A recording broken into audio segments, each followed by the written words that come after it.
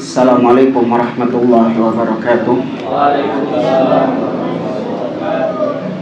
Innal hamdalillah nahmaduhu wa nasta'inuhu wa nastaghfiruh wa na'udzu billahi min shururi anfusina wa min sayyiati a'malina. Man yahdihillahu fala mudilla lahu wa man yudlil fala hadiyalah. Wa ashhadu an la ilaha illallah wahdahu la syarika lah wa ashhadu anna Muhammadan abduhu wa rasuluh. Ya ayyuhalladzina amanu taqullaha haqqa tuqatih wa la tamutunna illa wa antum muslimun. Ya ayyuhan nasu taqu rabbakumul ladzi khalaqakum min nafsin wahidah wa khalaqa minha zawjaha وبث منهما رجالا كثيرا ونساء واتقوا الله الذي تساءلون به والأرحام إن الله كان عليكم رقيبا يا أيها الذين آمنوا اتقوا الله وقولوا قولا سديدا يصلح لكم أعمالكم ويغفر لكم ذنوبكم ومن يطع الله ورسوله فقد فاز فوزا عظيما. Amma ba'd, fa inna asdaqal hadithi kitabullah wa khairal hadi hadi Muhammadin sallallahu alaihi wasallam wa syarrul umuri muhdatsatuha wa kullu muhdatsatin bid'ah wa kullu bid'atin dhalalah wa kullu dhalalatin finnar. Ma'asyiral muslimin, ikhwani fillah, rahimani wa rahimakumullah. Alhamdulillah, segala puji bagi Allah Subhanahu wa ta'ala yang atas limpahan nikmat dan taufiknya kita pada malam hari ini dipertemukan kembali oleh Allah dalam kajian kitab Hilyatul Talibil Ilm yang ditulis oleh Asy-Syaikh Bakar Abu Zaid rahimahullahu ta'ala dengan syarah atau penjelasan dari Asy-Syaikh Muhammad bin Shalih Al-Utsaimin rahimahullahu ta'ala. Kita masih membahas tentang adab penuntut ilmu terhadap gurunya. Pada pertemuan yang lalu kita telah membahas bagaimana tatkala guru itu jatuh dalam kekeliruan atau kesalahan.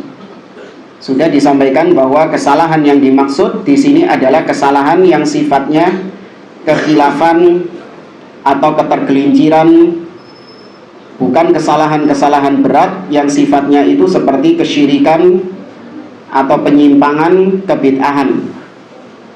Ya, maka kesalahan-kesalahan yang sifatnya ketergelinciran, maka sebaiknya itu tidak menghilangkan kemuliaan guru kepada muridnya, sehingga murid masih tetap menghormati gurunya,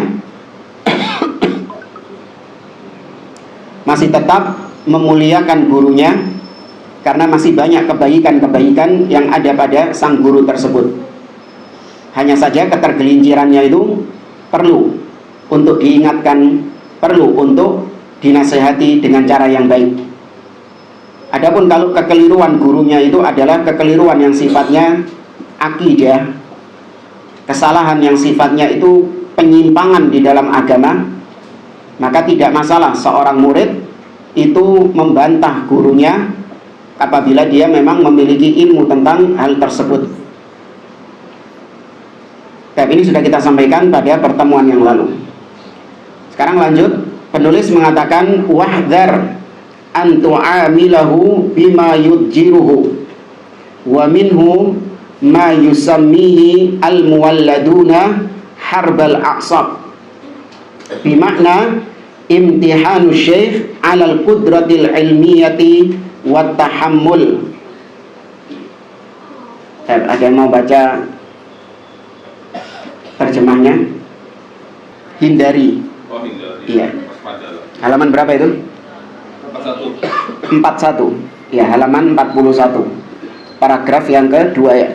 Hindarilah melakukan hal-hal yang menyesalkan guru dan apa yang disebut oleh orang-orang Arab keturunan sebagai perang urat saraf, yaitu menguji kemampuan ilmiah dan kesabaran guru. Baik. Kalimat ini Kata beliau, hati-hati dengan sikap yang membuat guru itu menjadi marah, menjadi murka, yang menjadi tidak senang, atau melakukan perbuatan yang dikatakan oleh sebagian orang-orang belakangan dengan harbul a'sab. Ya, harbul a'sab atau perang urat saraf. Ini istilah yang maknanya adalah yaitu melakukan perbuatan berupa menguji guru. Guru ini tahu apa enggak ya? Ya, dites gurunya itu dengan memberikan pertanyaan-pertanyaan yang menyulitkan sang guru supaya nampak apakah guru ini bisa atau tidak, ngetes, atau supaya nampak guru ini sabar atau tidak kalau ditanya itu. Kemudian paragraf berikutnya, wa idza badalakal intiqalu ila syaikhin akhar fasta'dhinhu bidzalik fa innahu ad'a li hurmatihi wa amlak li qalbihi fi mahabbati wal atfi alaih. Artinya, jika engkau memandang perlu pindah kepada guru lain, maka mintalah izin kepadanya. Itu lebih memelihara sikap hormatmu kepadanya dan lebih menjaga hatinya agar tetap mencintai dan menyayangi. Baik, kata beliau, apabila engkau ingin berpindah kepada guru yang lain, artinya apabila engkau mau belajar sesuatu kepada guru yang lain, syekh yang lain, ustadz yang lain, maka alangkah baiknya engkau minta izin dulu kepada gurumu itu. Alasannya adalah karena itu lebih menjaga kehormatan sang guru, dan juga itu bisa menjadikan engkau tetap dicintai oleh gurumu. Nah, supaya kita tidak kehilangan cintanya sang guru itu. Baik, sekarang kita baca syarah dari Syekh Utsaimin rahimahullah. Paragraf yang sebelumnya tadi yaitu tentang menguji guru. Kata Syekh Utsaimin, hadza sahih. Ini betul. Ba'dun nasi yaqul sa'amtahinu syekh. Sebagian orang mengatakan aku akan menguji ustadz itu, syekh itu. Thumma ya'ti bi as'ilatin mu'dilatin. Ya, kemudian dia mulai memberikan pertanyaan-pertanyaan yang ruwet, pertanyaan yang jelimet, yang berbelit-belit. Wa yabda'u yadhabu yaminan wa yasaron. Ya, setelah dijawab, lari ke kanan dan lari ke kiri. Maksudnya lari ke kanan dan nyambungnya ke sana, nyambungnya ke sini. Pokoknya berbelit-belit, bertele-tele. Kullama ajaba syekhu bil jawab qala wa idza kana kadza qala idza kana kadza al hukmu kadza wa yus'idu minhu wa yus'idu mi'ata darajatin bi hadhihi takdirat. Ketika syekh menjawab begini dan begini hukumnya. Syekh, apa hukumnya ini, Syekh? Oh, hukumnya ini dan ini. Lah kalau anu, Syekh, kalau anu, Ustaz, oh kalau ini gini hukumnya. Lah kalau ini terus, ya kalau ini ke kanan dan ke kiri dia terus bertanya. Maka semakin dia tingkatkan tensinya itu. Likhtibaril alim hal yabjar wa yamallu wa yaghdab. Semua itu dia lakukan untuk melihat apakah sang guru ini ngamuan, apakah sang guru ini gampang naik pitam, ya nggak sabaran, ya ataukah tidak. Walau ghadiba syekh fi hadhihi al-hal fa innahu yahiqqu lahu dzalik.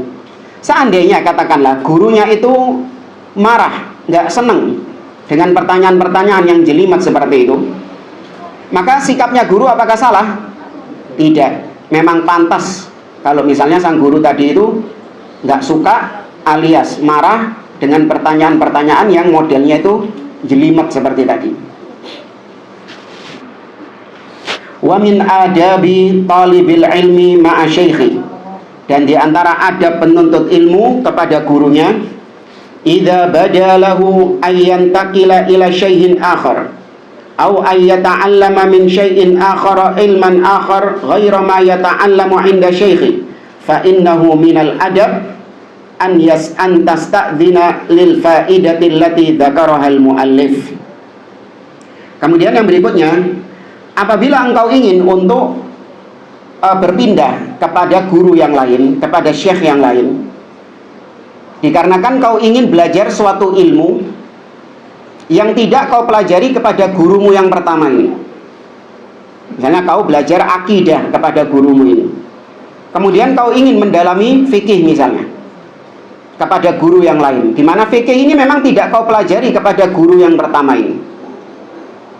Ya, maka termasuk di antara adab engkau meminta izin kepada sang guru tadi, karena faedah yang disebutkan oleh penulis yaitu fa innahu ad'a li hurmatihi wa amlak li qalbihi fi mahabbatika wal atfi alaih.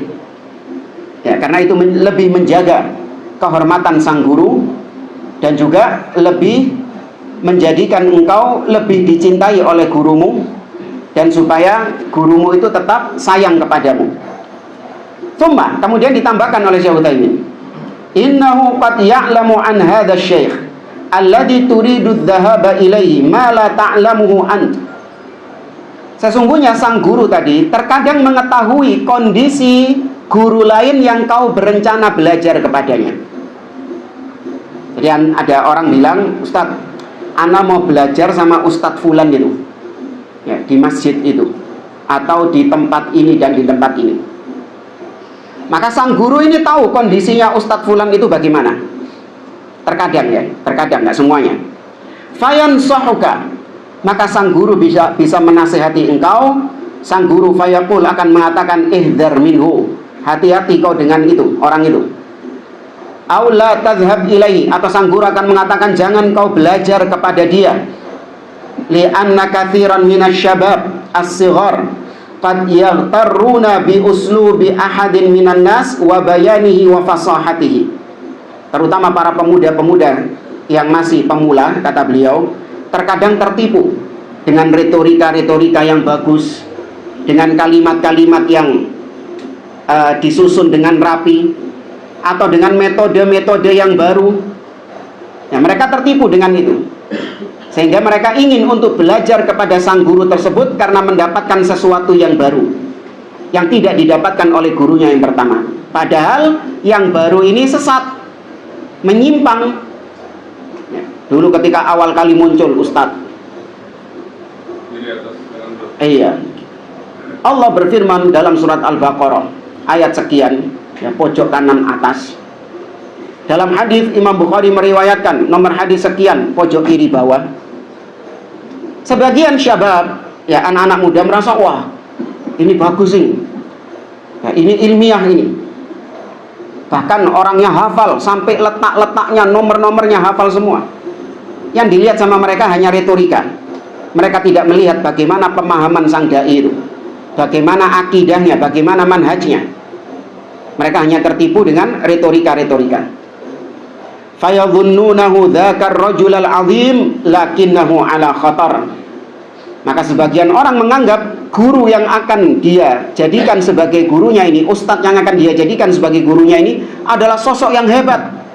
Padahal justru dia ini akan membawa bahaya kepada sang murid tadi. Ya, akan membawa bahaya kepada sang murid, yaitu bahaya kesesatan dan penyimpangan. Wa kadzalika aidan idza arada al-insanu an yusafira wa huwa ya'rifu anna syaikhahu yatafaqqada at-tullab wa annahu yanshaghilu qalbuhu idza faqada ahadan wa la siyama in kana minal hadisin fayanbaghi an tu'dhinahu wa taqulu annani sa'usafir hatta la yanshaghila qalbuhu aw yattahimaka bi khumuli wal kasali wal malali wa ma asbaha dzalik.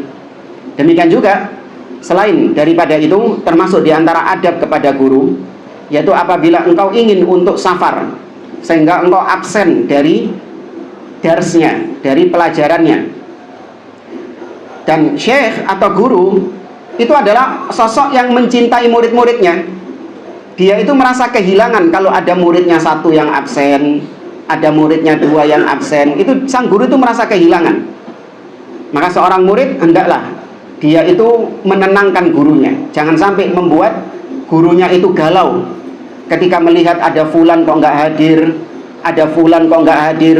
Terkadang gurunya itu sudah galau, ya bisa jadi fulan ini, apakah fulan ini menyimpang ya, kok dia tidak mau hadir lagi, apakah fulan ini sakit, apakah fulan ini, kata beliau, sudah bosan menuntut ilmu lagi.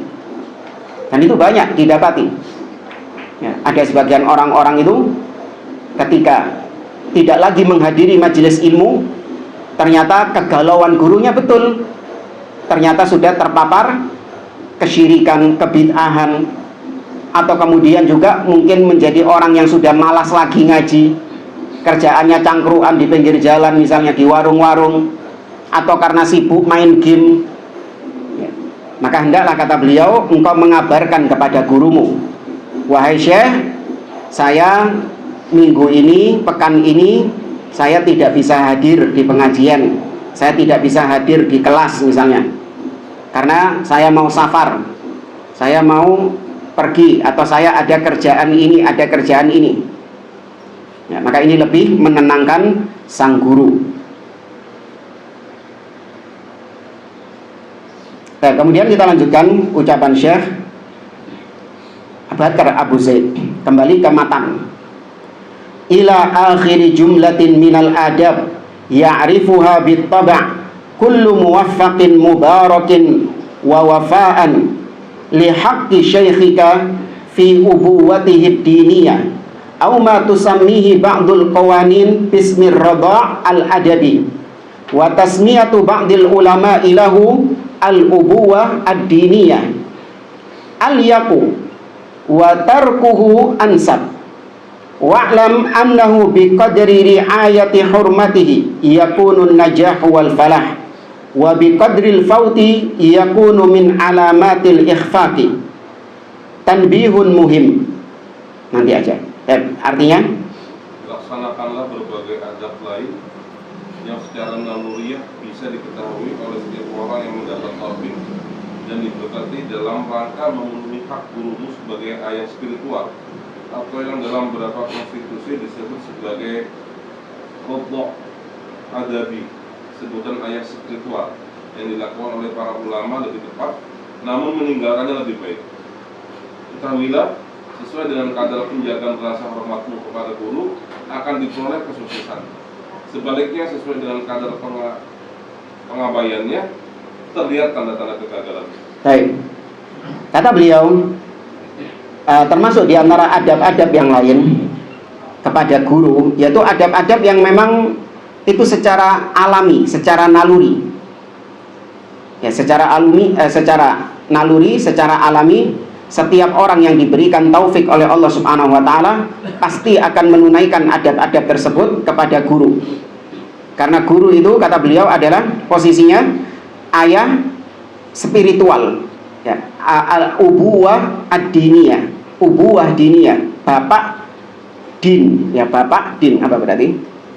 Ya, ayah spiritual ya, bukan ayah biologis. Atau yang disebut oleh sebagian qawanin atau sebagian orang-orang yang ahli dalam bidang hukum, mereka menyebut guru itu sebagai ar-radha' al-adabi.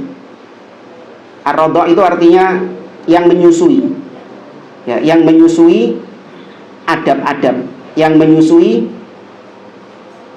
Kalau ibu kan memberikan susu berupa cairan, tapi kalau guru menyusui muridnya berupa ilmu ya. Tapi kata beliau, menamakan guru dengan ayah spiritual ini lebih layak, lebih cocok ya, maka yang tadi istilah susuan ayah yang menyusui muridnya ini lebih layak untuk ditinggalkan. Kemudian kata Syekh, ketahuilah sejauh mana engkau menghormati gurumu, maka sejauh itulah kesuksesanmu dan keberhasilanmu. Dan sejauh mana engkau menyia-nyiakan gurumu, maka sejauh itu pula engkau gagal.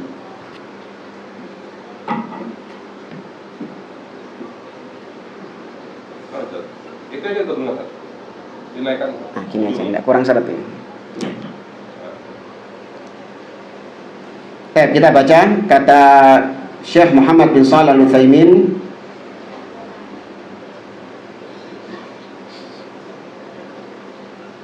Oh, enggak ada syarahnya di sini. Ya, beliau tidak memberikan syarah di sini. Jadi enggak usah heran ya, terkadang syarah itu tidak semuanya disyarah. Terkadang hanya kalimat-kalimat yang perlu untuk dijelaskan maka dijelaskan. Apabila kalimat itu sudah jelas, maka enggak ada syarahnya. Demikian kalau Anda mungkin menyimak kajian-kajian para masyayikh, ketika sang qori membacakan matan, terkadang dilewati begitu saja, nggak ada syarahnya, nggak ada penjelasannya dari syekh. Bahkan sampai beberapa halaman syekhnya diem tok. Kita ini sudah nunggu, ini syarahnya apa ini? Syekhnya diem tok. Kenapa syekh tidak mensyarah? Karena kalimatnya sudah dirasa jelas. Ya, maka kalimat yang perlu disyarah itu menurut syekh adalah kalimat yang tidak jelas atau memang perlu untuk dijelaskan maka disyarah. Ya, bagi syekh. Kalau bagi kita semuanya perlu dijelaskan. Baik. Jadi ayat spiritual tadi meninggalkan lebih baik ya? Iya, istilah ar-radha al-adabi atau al-ubuwah ad-diniyah itu memang yang lebih cocok itu yang al-ubuwah ad-diniyah, ayah spiritual. Ya, akan tetapi meninggalkan istilah seperti ini itu lebih diutamakan.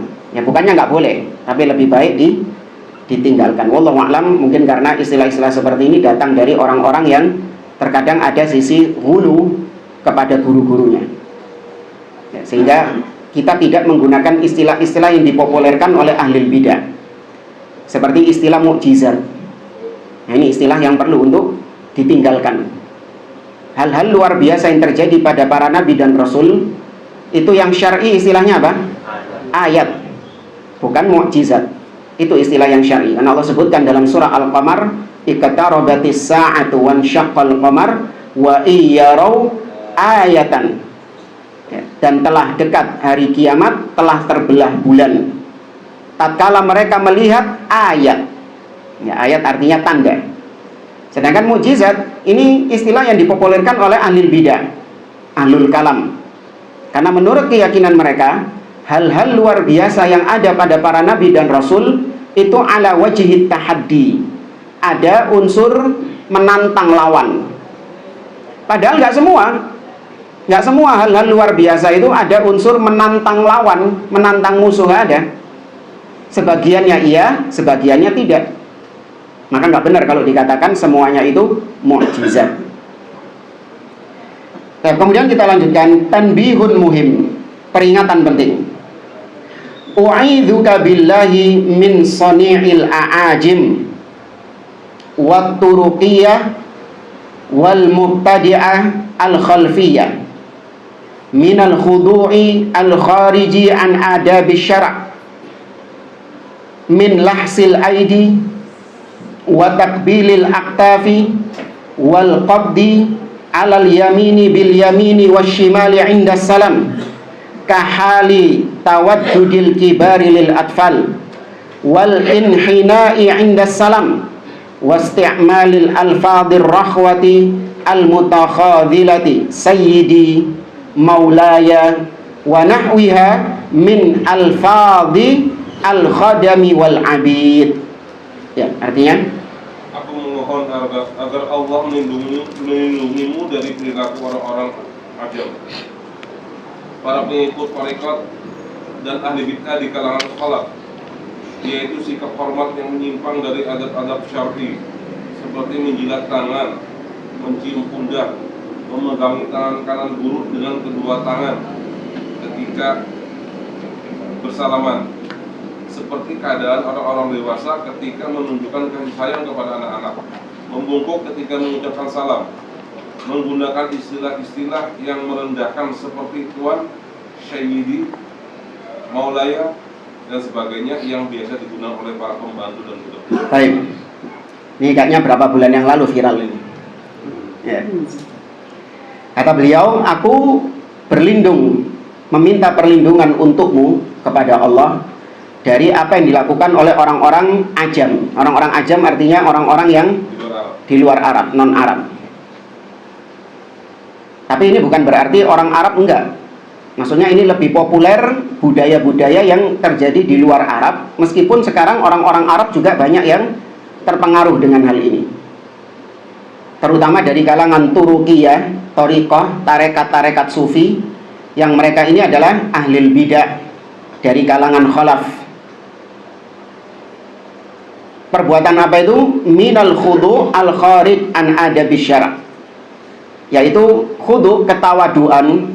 Nah, kita kan harus rendah diri kepada guru. Betul rendah diri, tapi rendah dirinya ini kebablas sampai keluar dari adab-adab yang syar'i. Min lahsil aidi, seperti menjilati tangan gurunya atau mencium-cium pundaknya. Nah, ini sering kita dapati. Kemarin ada tokoh sufi dari Tarim datang ke Indonesia. Ketika salaman, nggak cukup mencium tangan, tapi juga dicium dadanya, pundaknya, pokoknya kabeh sak onoke diciumi kabeh. Habibnya ya mak nguyut-nguyut. Iya. Ridho dengan hal tersebut. Wal qabdi 'alal yamini bil yamini wasyimali 'inda salam, atau salaman dengan cara menempelkan kedua tangan gini. Jadi anak salaman sama antum. Ini menempelkan dengan kedua tangan ini. Kahali tawaddudil kibar lil atfal. Ya, seperti seorang yang sudah tua memperlakukan anak yang masih muda. Wal inhina'i 'inda salam, membungkuk ketika bersalaman. Atau menggunakan kalimat-kalimat yang menggunakan kata-kata yang ada unsur menghinakan diri dan merendahkan diri. Seperti misalnya sayyidi, my lord. Apa? My lord, ya tuanku. Ya, atau ya tuanku, maulaya, majikanku. Misalnya. Istilah-istilah yang menunjukkan kehinaan, menghinakan diri di hadapan guru. Wa nahwiha min alfadhil khadam wal abid, atau kalimat-kalimat lain yang menggunakan yang menunjukkan bahwasanya dia itu budak, sedangkan gurunya itu adalah tuannya, masternya. Dan maka di sini beda. Seorang yang membungkukkan badannya ketika bersalaman dalam rangka supaya dia itu meraih tangan gurunya atau mungkin kedua orang tuanya, karena memang posisi tangan kedua orang tuanya lebih rendah daripada dia.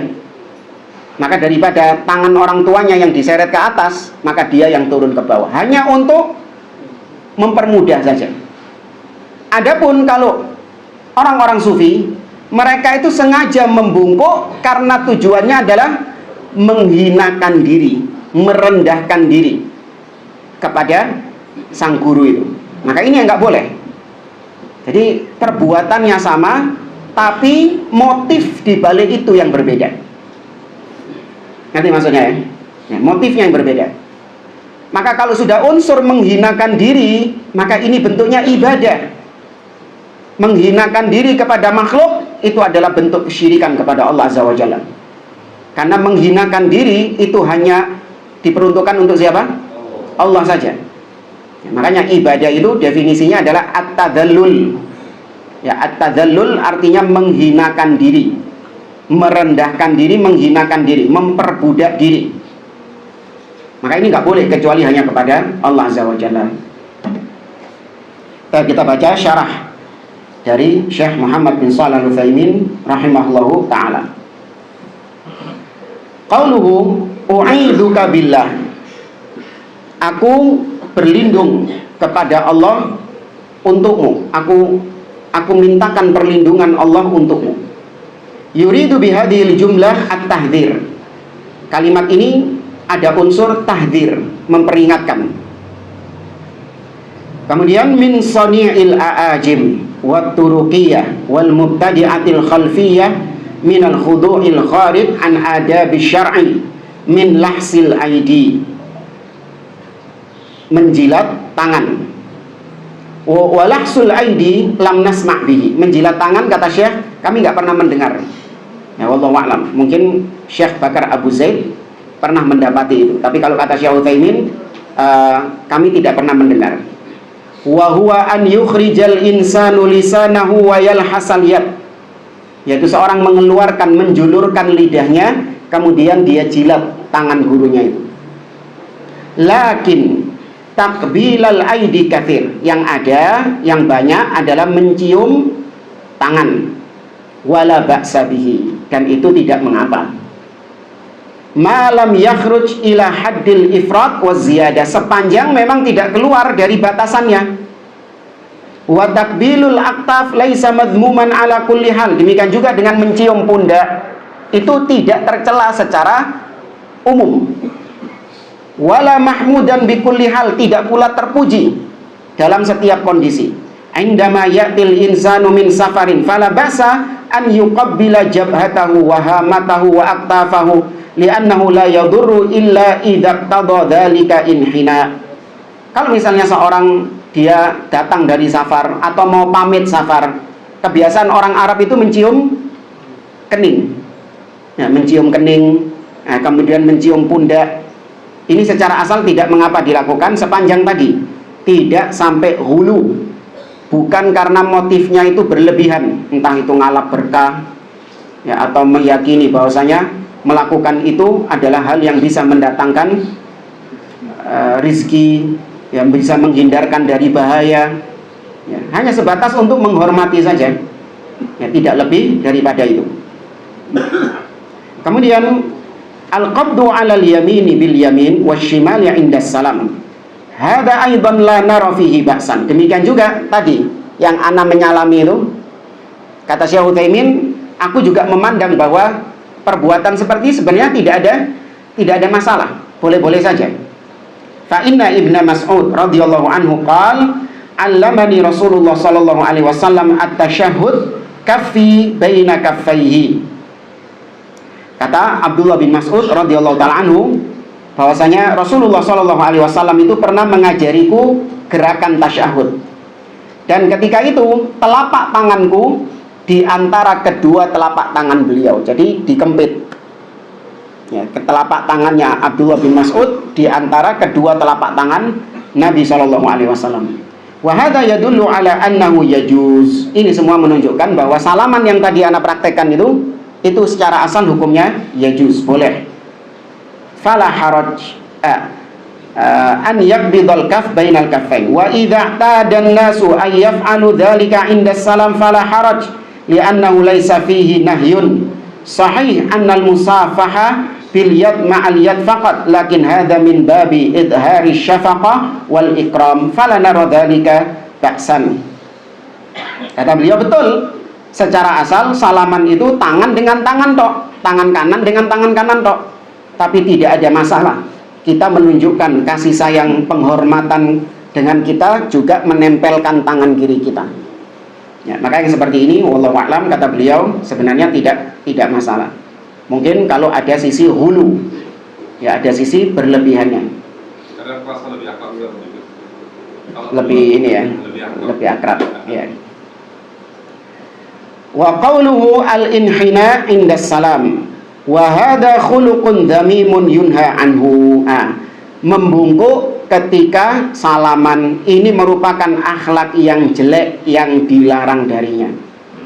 Ini sering kita dapati.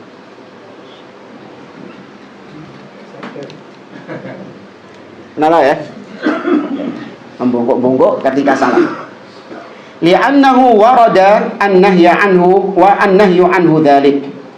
Karena telah datang riwayat-riwayat yang menyebutkan akan larangan dari membungkuk kepada selain Allah Subhanahu wa taala yang memang dalam rangka untuk menghinakan diri. Ya, ingat sekali lagi bedanya dengan mencium tangan kedua orang tua, maka kita membungkuk hanya sebatas memudahkan orang tua karena orang tua lebih rendah dari kita posisinya. Ya kan? Nah, kalau orang tuanya tinggi misalnya, ya kan? Antum segininya. Ya, orang tua itu lebih tinggi daripada antum. Maka ketika salaman, antum nggak perlu apa? Nggak perlu membungkuk. Pas, gitu misalnya. Ya. Nah, kayak anak antum misalnya. Anak antum ketika salaman sama antum, pas kan posisinya kan? Iya, tangan antum pas di wajahnya mereka. Anak usia berapa dulu sih? Iya, satu lho akeh sing tuwek-tuwek dene soalnya. Anak es gede-gede pisan. Ya, kayak anak-anak misalnya umur 7 tahun, ya, yang kecil umur 5 tahun. Itu pas. Mereka nggak perlu bongkok. Nggak tak suruh bongkok sama anak. Bongkok kalau salaman. Enggak. Ya, karena memang pas. Jadi tidak ada keharusan membungkuk ketika bersalaman dengan orang tua. Nggak ada kewajiban demikian. Kita membungkuk kepada mereka hanya sebatas untuk supaya tangan mereka nyampe ketika kita salaman dengan mereka, mencium tangan mereka. Apalagi kalau orang tuanya itu duduk atau sudah di kursi roda gitu, kita berdiri, masa sampai diseret. Ya kita yang mengalah, kita yang duduk, kita yang membungkuk kepada mereka. Tapi sekali lagi bungkuknya bukan dalam rangka menghinakan diri, bukan.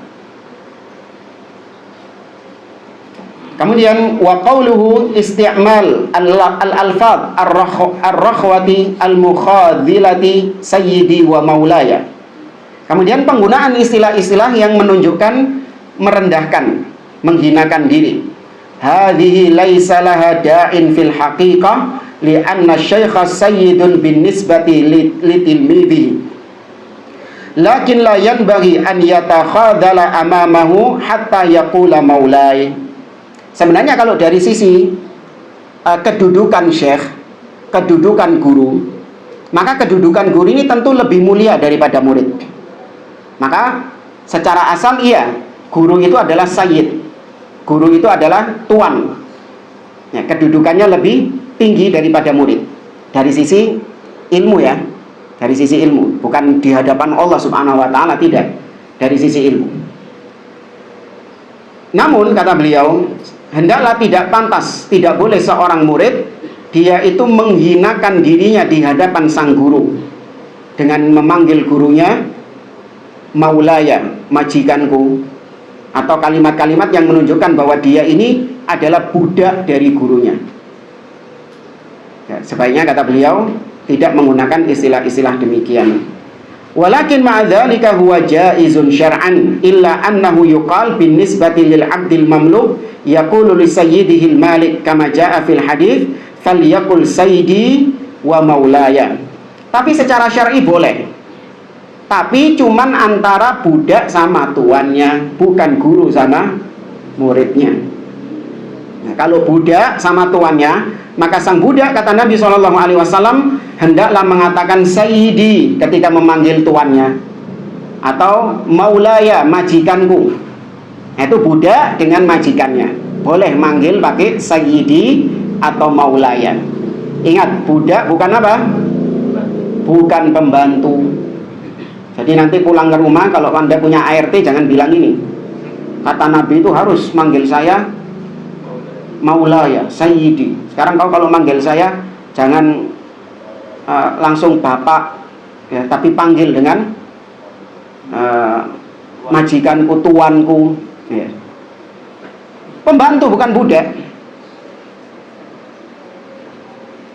Baik, kita lanjutkan. Wandur ma yaquluhu al-allamah as-salafi al-syekh Muhammad al-Bashir al-Ibrahimi al-Jazairi rahimahullah fil basair fa innahu fa'iqus siyaq.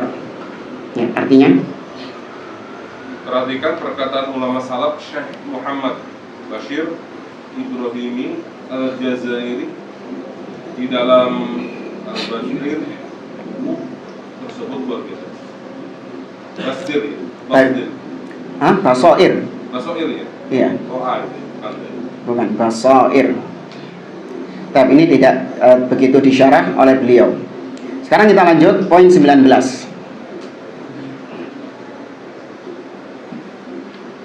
Ra'su malika ayyuhat talib min syekhika.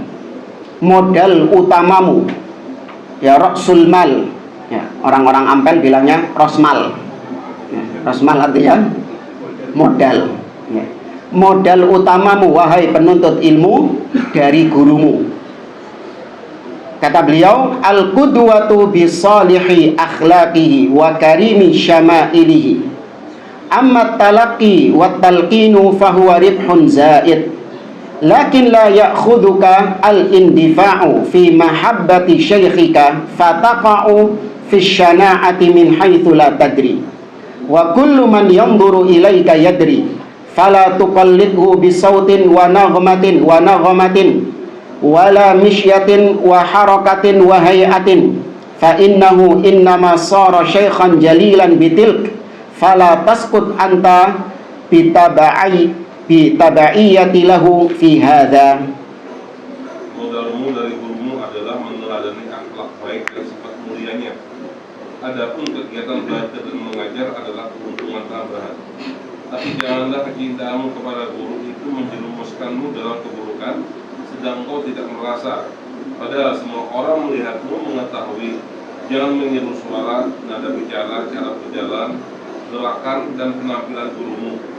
Ia menjadi guru yang dihormati dengan semua hal itu, tapi jangan merendahkan dirimu dengan menirunya dalam hal-hal seperti itu. Baik, kata beliau, di antara modal utama seorang murid kepada gurunya, yaitu tatkala dia menjadikan gurunya sebagai teladan, qudwah, di dalam akhlak-akhlaknya dan juga di dalam perangai-perangainya. Adapun belajar mengajar itu adalah keuntungan tambahan.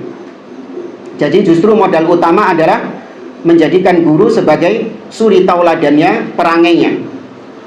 Sedangkan kegiatan belajar mengajarnya itu malah keuntungan tambahan.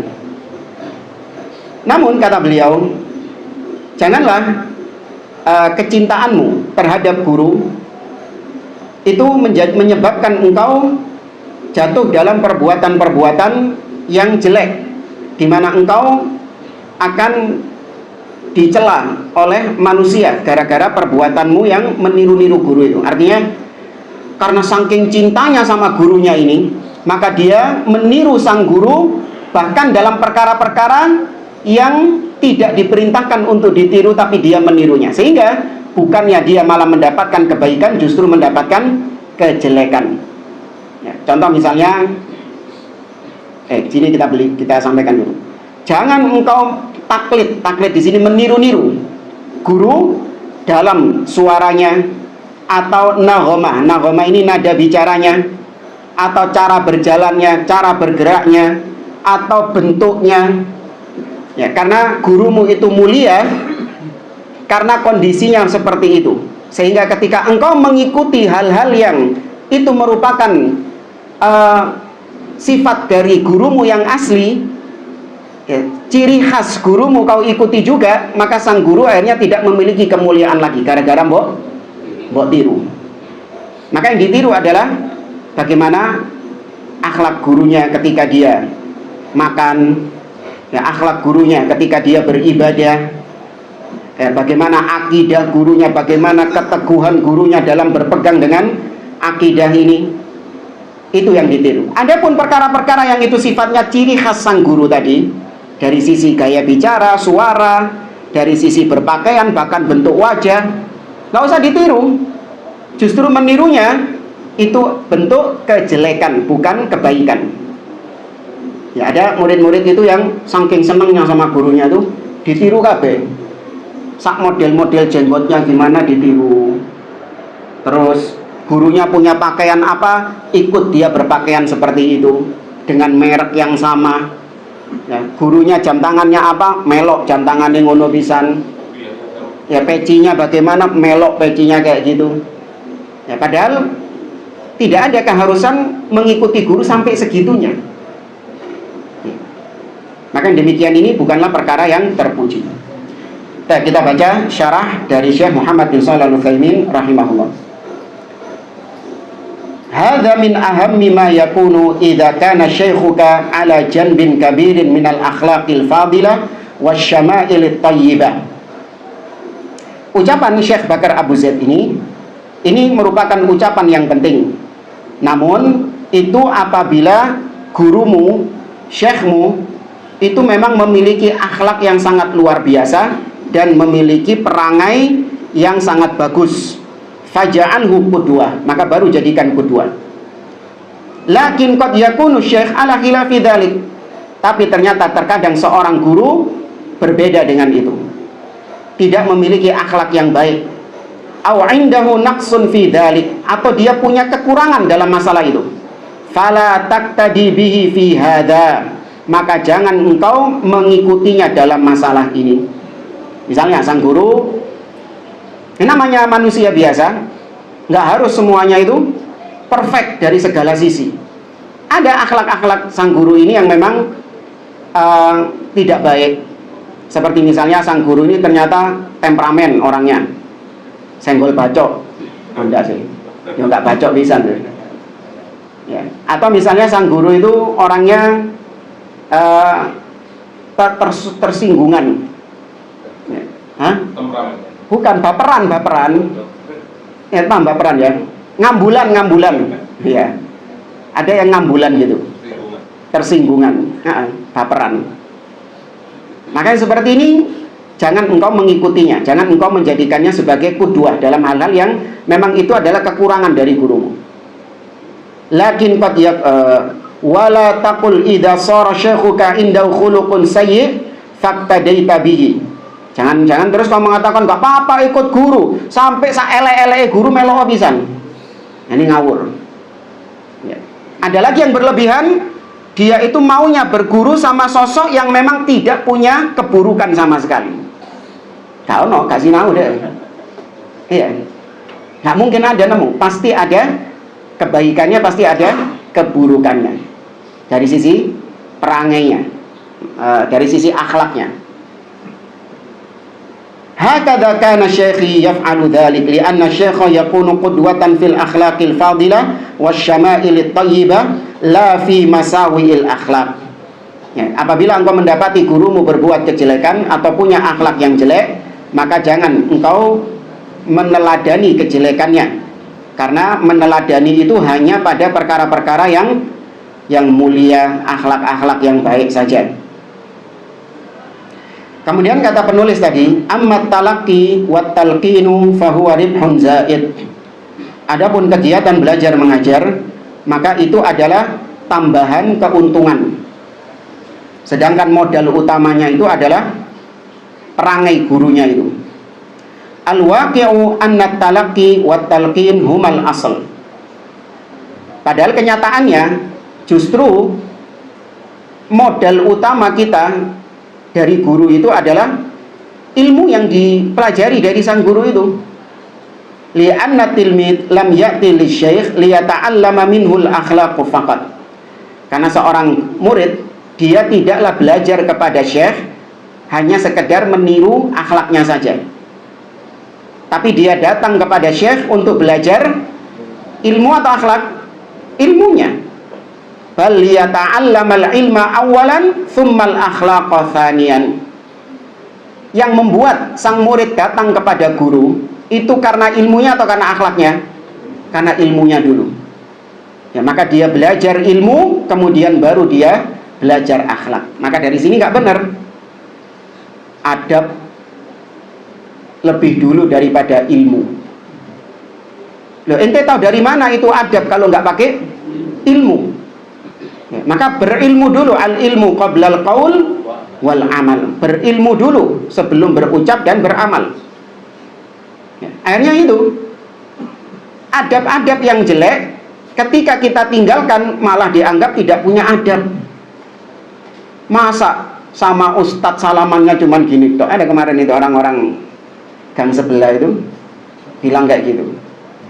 Ya, lihat Wahabi itu kalau ketemu sama ustadznya cuman salaman koyok CS, koyok konco plek, koyok konco CS, nggak ada akhlaknya. Perbuatan kayak gitu dibilang nggak ada akhlaknya, nggak ada adabnya katanya. Ya, ada pun yang wah nyium sang yang ngerangkak ngesot, wah ini berakhlak ini, beradab ini. Ya, ini sekali lagi karena mereka tidak berilmu dalam menerapkan akhlak. Adapun kita enggak, kita pelajari dulu bagaimana akhlak-akhlak tersebut, baru kemudian kita amalkan akhlak-akhlak itu. Di patokan atau pegangan kita bukan seperti mereka, adab dulu baru ilmu, tidak.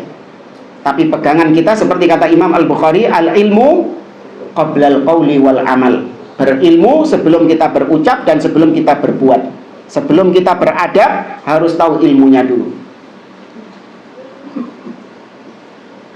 Fattalaqi wat talqinu maqsudani lidzatihima wal iktida'u bihi fi akhlaqihi maqsudun lidzatihi aidan. Maka proses belajar mengajar seorang murid, ya, seorang murid kepada gurunya itu memang tujuan utama dia. Dhek teko nang ustadz itu memang gara-gara apa? Belajar ilmu. Sedangkan mengikuti akhlaknya itu juga tujuan. Tapi yang paling utamanya adalah ilmu itu tadi. Wa walihada law sa'alta talibal ilm limadha hadarta inda hadzal syekh. Makanya kalau kau antum misalnya tanya, lagi ada pengajian siapa gitu, antum tanya kepada dia, "Oh, kenapa kok ikut pengajiannya Ustadz Fulan ini?" La ajaba biqaulihi li atalaqqa ilmahu, untuk aku belajar ilmu kepada syekh ini. Mesti jawabannya gitu. Wala yaqulu li aqtadiya bihi fil akhlaq. Dia nggak akan mengatakan aku datang ke pengajian ini untuk mengikuti akhlaknya. Nah, mengikuti akhlaknya gak usah nang pengajian, karena akhlak itu bukan hanya didapatkan ketika pengajian saja. Wa ala kullin fasyaikh syekhun fil ilmi wal akhlak. Namun meskipun demikian tetap namanya guru itu dia mengajarkan ilmu juga mengajarkan akhlak, mencontohkan akhlak yang baik. Kemudian amma qauluhu la tuqallidhu bisautin wa naghamatin. Jangan engkau meniru gurumu dari sisi suara dan dari sisi nada bicara. Fahadha sahih, maka ini benar. Tapi meskipun demikian susah jemaah. Ya, anak pribadi sendiri juga terkadang terpengaruh dengan ya guru-guru yang memang anak ikuti kajiannya, sehingga gaya bicara anak juga sedikit-sedikit sama seperti guru-guru anak. Ya, pembawaan juga demikian. Ya, ini memang bukan disengaja enggak, tapi memang ya karena kebiasaan terbawa. Ya. Li'anna ba'dhan nas yamlikuhu al-hubbu li syaikhihi aw li ghairihi minan nas fayuqallidu sautahu wa naghamatahu. Beda dengan orang-orang yang memang dia meniru-niru suara gurunya, meniru-niru gaya gurunya, itu dipaksa sama dia, takalluf. Ya. Ditiru-tiru sama dia, gayanya atau suaranya itu bukan bawaannya dia, tapi dia benar-benar menjaga suaranya supaya persis seperti Syekh Fulan, persis seperti Ustadz Fulan. Intonasi bicaranya juga dipersis-persiskan sama Syekh Fulan atau Ustadz Fulan. Padahal itu bukan gayanya dia. Itu bukan gayanya dia, memang sengaja dia tiru-tiru seperti itu.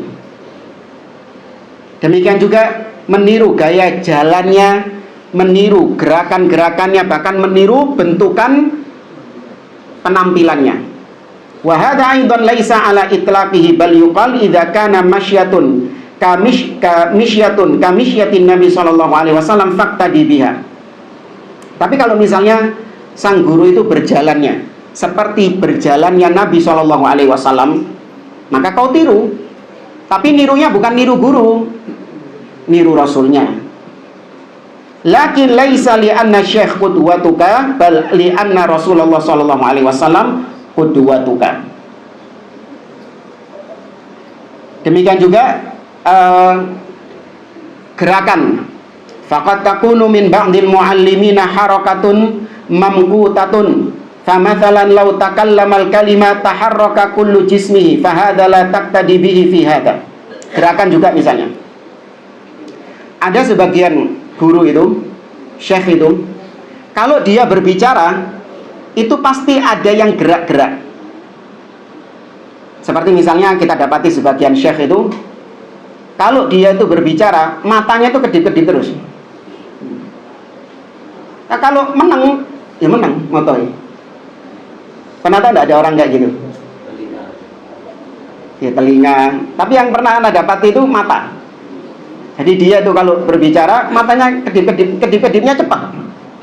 Innal hamdalillah nahmaduhu wa nasjudu. Dewe gak enak. Ya, tapi ketika dia posisi diam misalnya, dia posisi diam lagi baca kitabnya lagi dibaca sama koriknya, ya motoy biasa, kedipnya biasa matanya. Tapi begitu dia ngomong, kedipnya bertambah,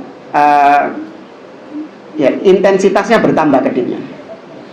Ya, maka kata beliau, gerakan-gerakan seperti ini itu tidak perlu atau bahkan ngapain diikuti. Lakin la ba'sa an taqtadiya bi fil harakati allati tubayyinul murada au tubayyinu ma fin nafsi min infial. Tapi kau boleh meniru gerakan gurumu kalau memang tujuannya adalah untuk menjelaskan.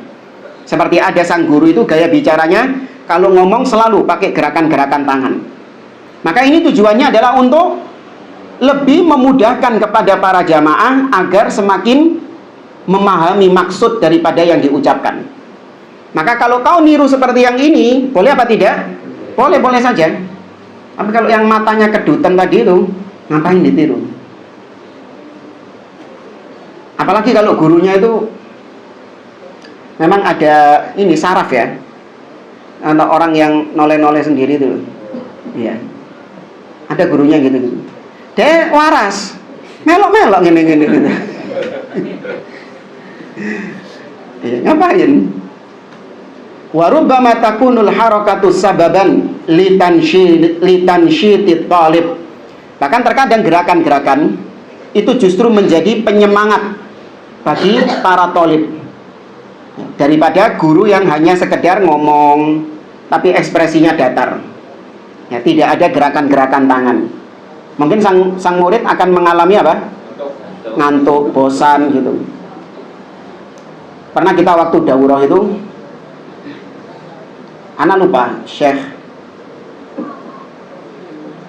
kalau nggak salah Syekh Ali Hasan apa, rahimahullah ta'ala, atau Syekh Musa Al-Nasr rahimahullah. Intinya Syekh dari Yordan.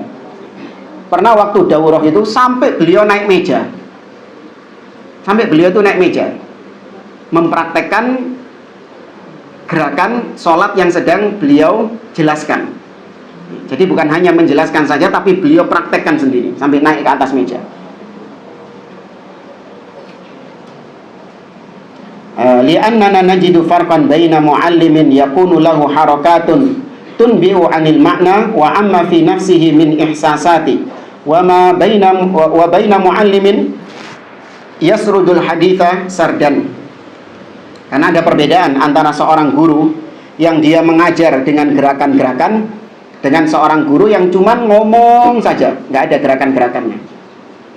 Wa innama kuntu taliban fil ma'hadil ilmi fil Riyadh, kana muallimun nahwi yataharrak fi kulli syai' yahtaju ila harakatin, fa kunna muntabihina ma'ahu nutabi'uhu tamaman wa huwa bihadha yuqiduna hatta law kana bina naumun fa inna an-nauma yadhhabu 'anna wa qad yaji'u muallimun akhar yatakallamu yasrudul hadith sardan famithlu hadha yumitu nasyatal insan wa yuksiluhu. Kata Syekh Utsaimin, dulu ketika aku masih murid, masih jadi thalib di ma'had yang ada di Riyadh, maka guru yang mengajari aku nahwu itu sukanya itu gerak ya, jadi nggak pasif, tapi dia itu aktif, gerak sana gerak sini. Maka ini membuat murid-murid menjadi terjaga ya, membuat murid-murid menjadi terjaga karena gurunya aktif ya, jalan ke sana. Mungkin gurunya ketika menjelaskan, nanti dapat ya, kalau dulu waktu kita masih sekolah itu ada guru-guru itu yang ngajar sambil keliling, sambil ke belakang, maju ke depan ya. Tapi ada juga, kata beliau, guru-guru yang cuman duduk di kursi saja ya, duduk di kursi saja, ngomong terus. Maka ini, kata Syekh, bisa mematikan semangatnya murid Artinya muridnya menjadi tidak semangat, kemudian akhirnya ngantuk. Ya.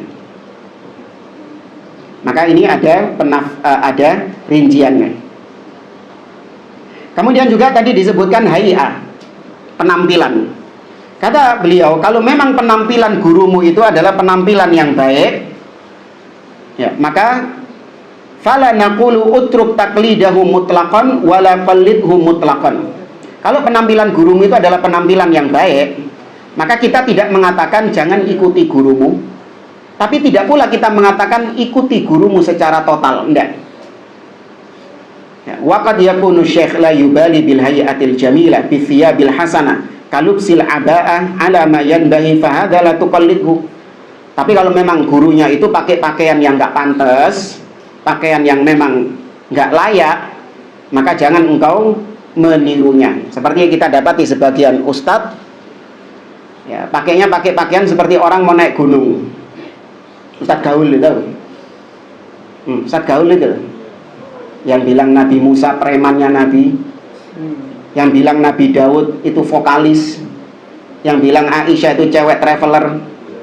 Ya apa dia penampilannya?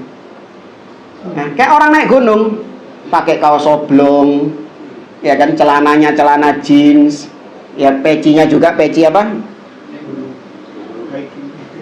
Iya, biasa buat naik gunung itu loh, Bang. Sing apa namanya itu? Anak tidak pernah tahu itu. Kerpus, ya kerpus. Pakai kerpus. Ya. Makanya seperti ini adalah penampilan yang jelek. Ya, maka nggak layak untuk ditiru. Bukan berarti terus guru itu pakai pakaian gamisan terus, ya kalau di rumah ya pakai pakaian biasa. Ya. Kemudian kalau aktivitas-aktivitas tertentu ya pakai pakaian biasa.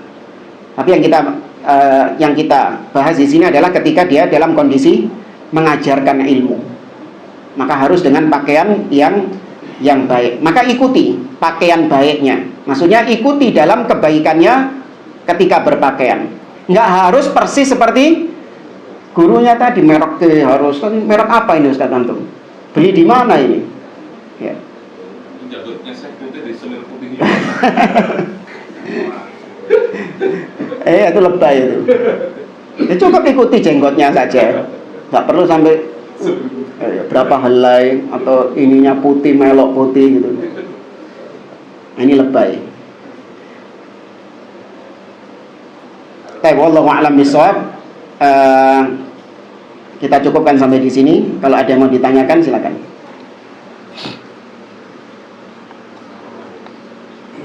Langsung yang nanya guru.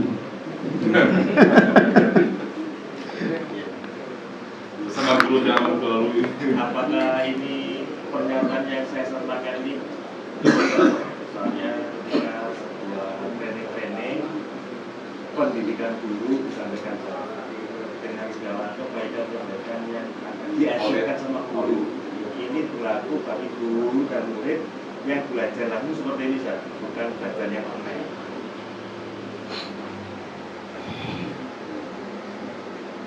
Apakah ini termasuk guru pernyataannya gitu? Sudah. Mana yang harus kita taati, guru atau orang tua dalam hal kebaikan yang sama? Sehingga pernyataan disampaikan sama seorang itu, guru itu menyentuh kalian dari sisi ruhiyah, sementara orang tua nggak sampai ke sana. Nah, pernyataan ini benar nggak? Ya, kalau dikatakan bahwasanya guru itu mengajarkan dari sisi ruhiyah, sedangkan orang tua tidak demikian, ini hanya secara umum saja, nggak semuanya. Terkadang ada kita dapat ya orang tua yang memang juga memberikan kepada murid, kepada anaknya ilmu dari sisi ruhiyah juga. Ya, bukan hanya dari sisi yang jasmani saja. Tapi di sini mungkin dilihat dari sisi al-aghlab. Al-aghlab artinya kebanyakan. Ya, guru-guru itu kebanyakannya memang mengajarkan dari sisi yang tidak didapatkan dari sisi orang tua. Tapi ini nggak bisa dimutlakkan. Pasti kalau orang tua itu kayak gitu. Pasti kalau guru itu kayak gitu. Sama seperti misalnya kita katakan, kenapa disebut adab kubur, fitnah kubur? Karena dilihat dari sisi aglab, kebanyakan orang mati di apa kan? Dikubur. Tapi apakah yang mendapatkan fitnah kubur itu cuman yang dikubur saja? Kalau matinya dibakar nggak dapat fitnah kubur? Dapat nggak? Tetap dapat. Yang matinya tenggelam kayak, yang matinya dimakan hewan buas, tetap dapat. Tapi dikatakan fitnah kubur, adab kubur, karena dari sisi aglab, kebanyakan. Jadi pernyataan tadi itu benar kalau dikasih keterangan ini secara umum, ya, tidak menunjukkan kaidah yang paten. Wallahu a'lam.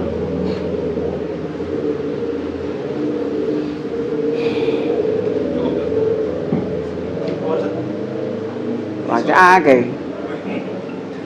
Bagaimana cara agar kita tidak terjerumus dalam taklid terhadap guru? Tidak taklid kepada guru. Ya, maka seorang harus memiliki ilmu. Ketika dia memiliki ilmu dalam artian dia tahu perkara-perkara yang usul dulu, prinsip. Makanya kenapa kita ini kok ditekankan pertama kali belajar itu adalah perkara prinsip, supaya kita punya pondasi untuk memfilter mana guru yang memang bisa kita ambil ilmunya dan mana guru yang memang tidak layak kita ambil ilmunya. Prinsip dulu. Nah, maka dari situ baru kita tahu mana yang layak diambil ilmunya dan tidak. Setelah itu baru kita belajar perkara-perkara yang lain.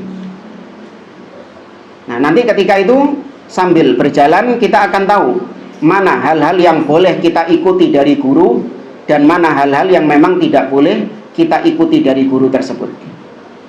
Ya, maka supaya kita tidak jatuh ke dalam taklid kepada guru, cintailah gurumu karena kebenaran yang ada padanya, bukan karena person orangnya.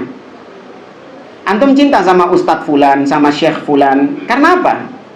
Karena dia populer, followersnya banyak, karena dia terkenal, atau dia punya jasa kepada antum, pernah ngutangi antum, pernah nolong antum ketika musibah gitu. Bukan itu. Kita mencintai dia karena kebenaran yang ada padanya. Ketika hilang kebenaran itu darinya, alias dia menyimpang, hilang pula apa kita? Hilang pula apa kita? Kecintaan kita. Tapi kalau orang yang cintanya karena dia ini terkenal, karena dia ini punya jasa, maka sang guru menyimpang sejauh apapun tetap dicintai sama dia. Maka jangan sampai kita mencintai guru karena hal lain selain Allah. Cintai dia karena Allah subhanahu wa ta'ala. Yang terakhir, ada sebagian dari orang-orang itu mengatakan dan mereka akan mengutip dari Ali. Kata dari Ali itu, saya sesungguhnya itu budak dari guru, lupa detail dari kalimat. wallahu a'lam ya. Kalau quotes ya, quotes kalimat-kalimat bijak dari Ali bin Abi Thalib ini kebanyakannya diambil dari riwayat-riwayat Syiah Rafidhah. Kebanyakannya, kita nggak mengatakan pasti itu dari Syiah Rafidhah, tidak. Nah, biasanya kalimat-kalimat yang seperti itu kebanyakannya dari Syiah Rafidhah. Wallahu a'lam. Ana nggak pernah memperhatikan dan meneliti masing-masing dari ucapan tersebut. Di antara kalimat Ali bin Abi Thalib yang paling ana hafal, yaitu beliau mengatakan lau kana dinu birra'i lakana asfalul khuffi aula bil mashi min a'la. Seandainya agama itu dengan logika, maka tentu bawahnya khuf lebih layak untuk diusap daripada atasnya. Itu di antara kalimat Ali bin Abi Thalib yang dari sudah mungkin 20 tahunan lebih riwa-riwi di kepala kita. Tapi kalau kalimat-kalimat bijak yang kayak tadi, wallahu a'lam. Ya, kita cukupkan. Subhanakallahumma bihamdik, asyhadu an la ilaha illa anta, astaghfiruka wa atubu ilaik. Assalamualaikum warahmatullahi wabarakatuh.